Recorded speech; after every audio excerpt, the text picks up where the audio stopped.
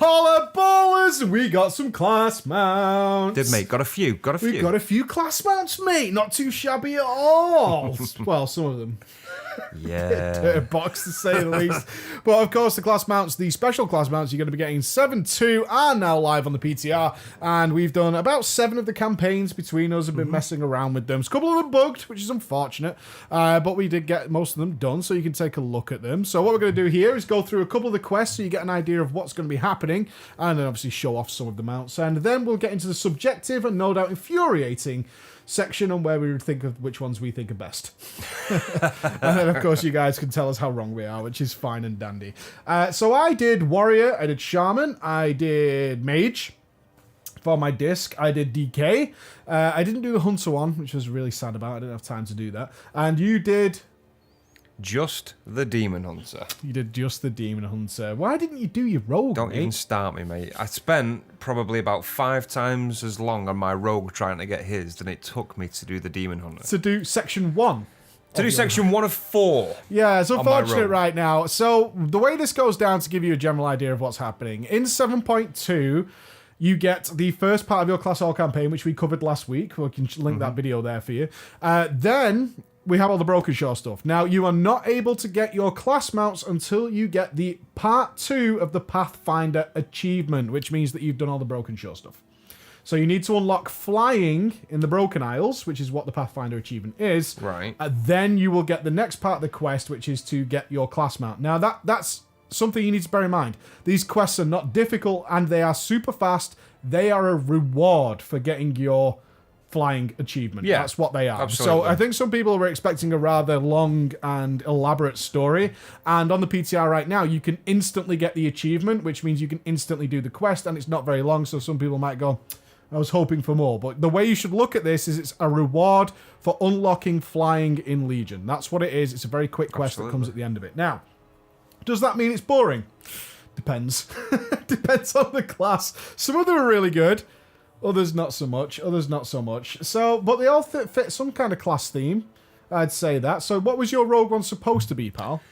Well, the Rogue one, in paper, it took us back to the actual Class All quest, like when we was stealthing through Stormwind. And now that was instant, which is fair enough.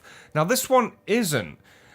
We get a message to go and see Miss Voss. Miss Voss, the Voss Master. She does. That basically tells us that there are demons hiding in plain sight in all the capital cities. Of the Alliance. Of the Alliance and the Horde, pal. Oh, and the right, Horde, okay. yeah. We She never got to says the Horde there's one that we know about in Silvermoon. I'll take that. There is one in the Exodar. Go and take care of him. Yes, he got the Exodar. Right. Which raised the first question, which I'm sure many of our audience have as well, is the fuck do you get to the Exodar as a Horde?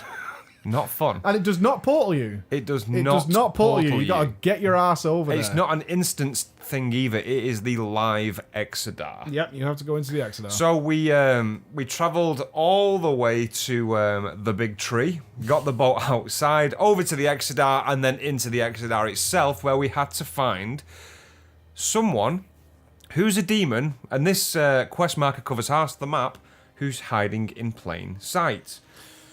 Now, this is where it gets tricky, because we could bitch about this, but ultimately it probably comes down to the fact that it's either got a ludicrous respawn timer or it's broken. We're not sure, but either way, she wasn't fucking there. Here's the thing: is the only thing that they need to do to correct this quest, and I say correct, I don't mean the bugs, as in for us the mob didn't spawn. We found its bodyguard, so to speak, through research. We had to through research. Oh where yeah, it's supposed absolutely. to be. But this is what I was going to say: is you have to watch on screen the dialogue that Voss tells you, clues about finding this person in the Exodar, and then once you get to the Exodar itself, those clues that she's told you will reveal it. There are no items to pick up that will help you. It is not an instant zone. You have to make your own way there, stealth around, and find this mob. Yeah. Now, we found its bodyguard through people in the chat, which is an unkillable golem. After a lot of Google through, I would. It seems from what we researched is few people have managed to do the Rogue one. Yeah. Very few people, because there was a little information which was like, all we could piece together was the bodyguard was supposed to have this person with them, and she wasn't there. No. So unfortunately, that was the end of the Rogue The mob quest. wasn't there, unfortunately. The only thing that's annoying about that is you have to do it in a couple more cities as well. It's not just the Exodar. I believe it's all 3. I believe you have to go to Ironforge, and Stormwind, Stormwind, yeah. and I believe Darnassus as well. The only problem is, what if you don't see what Voss tells you on screen, it doesn't tell you what to look for in your quest text. There's no flavor text that tells you specific things. It's all what she says that's dynamic on the screen, like when an NPC talks to you. Once that's gone, it's gone. It's not there. So he searched and just couldn't find it. And so he found this bodyguard, which through the chat and a bit of Google Foo showed us, the mob just wasn't there. So eventually, after about 40 minutes of searching, even going back to make sure that it wasn't a portal or an instance or speak to someone or an item, and we headed back over again, it just didn't spawn, unfortunately. Yeah, that was unfortunate. But then you moved over to the Demon Hunter. This was fun. Real fun. It was barbaric. It was edgy. It was edgy. It was beautiful. Basically, brief. Brief. We talked to the matron, who says the demon are harnessing fellbats to use as their riders, and you know what? We're going to do the same. Yeah. Fuck them. So we go down to an island where there are caves of fellbats. These islands are real populated by them. Bat caves. Like a bat cave. And then the matron's there, and she gets one of your Illidarii to pull one out on a chain and says, okay, make this one submit, and you can have it as a mount. That was it on paper. It's like, right, okay. This thing's huge. The other one's like, they beat him into submission when they're young. This one's like a matriarch. Yeah. So you beat the shit out of it, but then it flies away. So you have to follow its trail of blood to its next area, do it again, beat him up, and then he flies off the side of this, like it's like a rock in the nether. Yeah. And you have to do a leap of faith to dive onto its back, where you can glide, obviously. Yeah. And then it shows it flying towards land, but as it's flying towards land, you are punching the shit out of it, trying to get it to submit. And then back on land, you have to drop its HP, and then you get the mount. And then she says, congratulations, it sees you as its master. You get a real cool cutscene. I like... Very Riddick style. It was. Very Riddick style. The matron says, bring it back to the Fellhammer. We're going to fit it out with its armor, and then you've got your matriarchal mount. Now, when it's the mount you get the brief cutscene. You get them in all of them. The mount's there in all its glory and all its armor and its big knife face.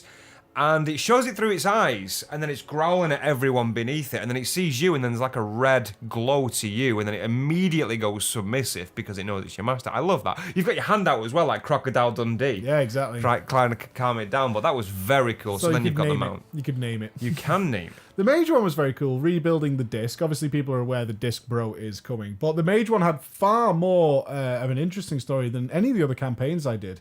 It involved a very large scenario in going to the Eye of Eternity, in fact, and fighting all three of the elements. Wasn't difficult, but my mage is overgeared, so it wasn't too difficult to do. But they gave you like potions and stuff like that to deal with frost resistance potions. They then gave you some fire resistance potions, and also they reset all your cooldowns after you fight them. So they're like individual one-on-one boss fights that had their own little mechanics. The frost guy was building walls. The fire guy was spreading fire patches everywhere. So that was very, very interesting in order to get the disc. And again, we'll get to sort of reviews of the mounts soon. But that was awesome. The Shaman one was a comparative to the Mage, which was quite involved. I had to go to Karzan and to Alterac Mountains for the Mage one. The Shaman one was very much like, go, get it, here you go. That quest transports you straight to the scenario. But again, it is supposed to be a reward. And that was in the Throne of the Four Winds, where you're trying to realign people with Thunderen. And Thunderen shows up, and he's the major character. The puns master. He's fucking full bants. For days, man. I thought it was hilarious that they made Thunderen all full of puns about wind. It was like, we will become the cyclone of society. It was just like, I just hope no one else fedora. gets wind of this. Yeah, it was loads of that. I thought that was really nice touch and just so silly. Couple of knee slappers, mate. Yeah, but it does obviously reward one of the coolest mounts in the game. Absolutely. Which was nice as well. The Warrior one was a throwback to the vanilla Warrior quests. The class quest for the Warrior, where you're on Jubanjo Isle, I think it's Jubanjo Isle, something like that. Or most people will know the island. Where to get your Berserker stance, you had to do a trial of combat, where you had to beat everybody, and that's what happens for the Warrior class mount. Is you go through a trial of combat with all these top Valajar guys. Like they all send representatives. Odin chooses you as his rep, and then you go to do that. But the absolute hilarity of this is straight up once you get the mount. You walk up to Odin to turn the quest in. The mount lands in front of you, and it's enormous. This big, enormous sort of Wrath of the Lich King style Drake. and you punch it in the face. You straight up just punch it in the face and you knock it the fuck out. You straight up knock it out, and when it wakes up, you're on its back. Nice. You're absolutely on its back, which is a shout back to Conan. Yeah, the Conan absolutely, movies when Conan. he knocks out a horse or a donkey or whatever, which was just fucking fantastic. It was straight warrior. It was just like almost out of Doom. Just punches it square in the face. I thought that was really, really cool. But the absolute best quest I did, and it bugged out on me, was the Death Knight. The Death Knight quest was so cool. The Death Knight quest revolves around that the Vrykul have infested the Pit of Sauron and have stolen Rifang's harness, and they're using that to tame and mount frostworms. And you get a whole scenario in the Pit of Sauron where Lich King's like, fuck no. Oh, hell no. That is not cool. That is not happening. Go and get my fucking frostworms back. And the great thing that's been going on throughout all the Death Knight campaigns is a running theme now, is anybody who fucks with the Death Knights, specifically like their area of the world, they turn them into to Death Knight zombies. And this happens, it's like, not only get the fucking harness back, fuck those guys up and turn them into Death Knights. And then it ends up going on. But unfortunately, the quest bugged out on me shortly after that. I couldn't get the mount. Yeah, it's not a great mount to start with. We saw the mount a little while Do we ago. not find out what the fuck is in the coffin on its back? No, I didn't get to ride it, unfortunately. I didn't get to goof around with it. Just take a flight pass on the Yeah, but PT, their class mate. campaign in 7.2 is just so cool. It's so Yeah. cool. So those are the ones that we haven't managed to have time to do today. Let's rate the ones that we actually played around with. They all have different well, not all of them. Your Demon Hunter. Let's talk about the Demon Hunter one, because that doesn't have different colours, I believe. It doesn't on the PTR, but on the data mining pages, they found that it does have alternate colours for specs. So you've they not are been a there. fan of this one from the start. So what was it like when you actually had it in game?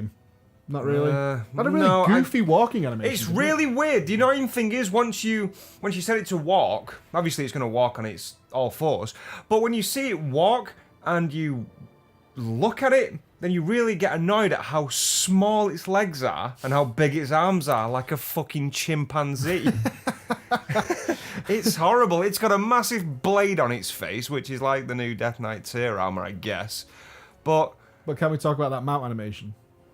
oh, that mount animation Because it is right. Okay, this is godlike. creamy. Godlike. Now you do like a huge jump into the air and a stomp, like kind of like what's the tank's version of a dash? That, but Like a straight heroic up, leap, yeah. the mount spawns and you land on its back. However, that happens while the mount is being summoned. So you can just do happy, massive, quick jumps on your Demon Hunter now whenever you want. As long as you can mount in the area, you can do There was some about heavy ones. 4 of them on Crassus Landing just jumping up like fucking idiots. It was so funny. But not a fan after riding around. I don't like it, No, no. not a fan of that one No. at all. Now, disc, surprisingly good.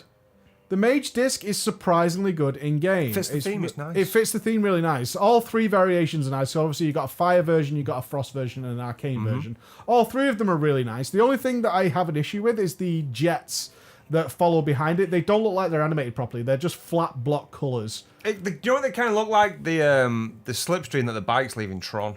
Yeah, a little bit Tronish. They could do with some, like, at least some gradients going in there. Dispersion when just it's like a dispersion and distance. fading it out as it goes, because it's very much cuts off at the back. They look like ribbons almost following Yeah. behind it, so they look very strange. But Tassels on your the best thing is the handlebars. animation. It like grips the front of the board and leans over into it instead of standing up in it and like flying around. Now whether that's Blood Elf female only, I'm not sure, but I really love the animation of clinging to the board as it went really, really fast. Cool. So it makes it look like a much more hover. I Like was that. surprised, honestly. I was not expecting to like that mount, but I actually think that mount's very Yeah. cool. I actually think it's a super cool mount.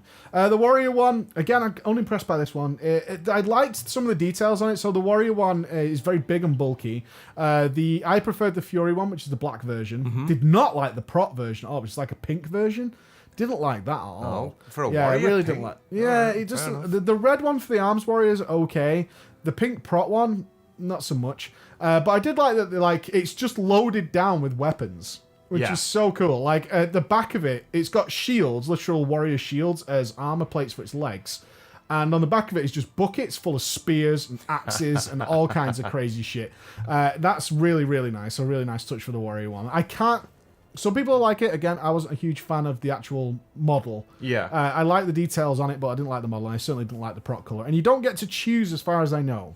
That's A little like, bit. I can't use think the Arcane as a fire that's mage. got to be incorporated somehow. Yeah, because the colours are so important, especially for what we're going to talk about next. Because the colours make a big fucking deal. Yeah. So I'm hoping they do implement a way, maybe a glyph or something like that, like your warrior class mount will use a different colour. But the shaman one, easily the best, by fucking miles. Wasn't even surprised, nothing whatsoever. Knew it made me going go. in. Yeah, as soon as we equipped it and put it on, it was just like, this is so much better. Do you know what I'm interested to see now is the way, not just what the class mounts do, because they've got mount specials on a few of them. Well, I'm assuming they all will. They all will. A lot of them don't will, right now. But not on the PTR. A couple of them don't, like the Demon Hunter did. But I'm also interested to see how the rest of the classes, the animation of when they actually summon the mount now. Yeah, if they're going to get something like the Demon Hunter. Yeah. Yeah, the Shaman one very much summons a little wind puddle around, like a wind vortex, and then it appears out of you. The spermy animation, I did agree with that. Someone in the chat said it looks a bit spermy because it wobbles its ass when it's swimming, or when it's flying straight. But I think it's got the same animation string as the dragons in Mop. Yeah, pretty much. Kinda It's like just that. a tail with a different model over it. But it's so cool. It's so cool. I particularly enjoyed that taking off, it doesn't very much like the Sky Golem. It doesn't immediately change into its like standing and flight animation. It rises up first, then it switches into its more horizontal flying animation where it starts wiggling its ass. But once you actually go vertical up, it stays sort of bold and standing straight. Then it tilts into the other one. I thought that was a really nice touch. The colours, though, are going to be a bone of contention. So Enhancement gets the red one. Resto gets a slightly green version. And Elemental gets the actual Windlord version with the blue armour on it. And they do have different armour animations. Now, the red one, I kind of like a little bit more the more I've messed around with it making the video. The green one, not so much. But Elemental is easily the best for me. The Elemental's pure wind. The healing one looked like it was lightning. From what I saw, it was more green. Or maybe from your point of view, for me, it just looked like a greeny preferred off that one. version. I did like the fire one, like the whole fucking just burning ember kind. Yeah, of it kind of makes sense with the way the Doomhammer's supposed Yeah. to be, and Lava Lash, etc., etc. It's supposed to make sense with the fire. But there you go, guys. We're not going to do any more of these because obviously some surprise is nice. All the main details you should be taking away are they're very cool. Mostly very cool. It's going to be subjective whether you like them or not. The class quests to actually get them are super short. You should be able to get them in under 20 minutes after getting your Pathfinder Part 2 achievement. These are a reward. They're not a big, lengthy class campaign. That's not what they are. Asterisk. No, well, unless they add loads of stuff to it. But I can't imagine it because for now it seems like we can get them really quick. Like we smashed out like 6 of these mounts today. But realistically speaking, this is going to come after maybe a month or so of doing the Broken Shore before you even get access to this stuff. Yeah. So that's something you've got to bear in mind is it's not about how long that quest is, it's when you can actually start doing that quest, which is going to be later after 7.2. Oh yeah, of course it is. Yeah. So there you go, guys. Look at a little more detailed look at the class mounts. So see you again. Bye-bye. Bye.